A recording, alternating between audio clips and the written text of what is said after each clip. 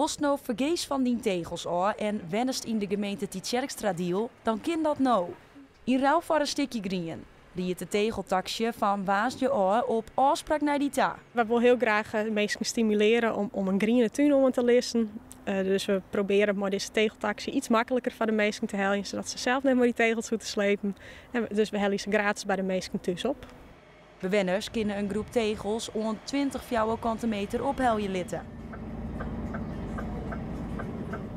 Ik ga een lijst mee en daar staan de verschillende adressen op.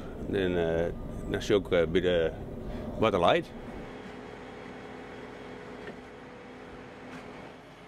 We laden het met de kraan en dat gooien we achter in de auto en dan brengen we het naar de boer. Daar wordt er gruis van maken en dat wordt weer herbroekt. Maar het opheljen van de tegels is net voor neert.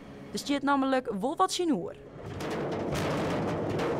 We willen heel graag dat ze natuurlijk wat groen om planten, want het is goed voor de natuur, voor het biofuscaat. En om zo'n beetje op water te helpen daarbij bieden we ze een sekje met bloemensiert om.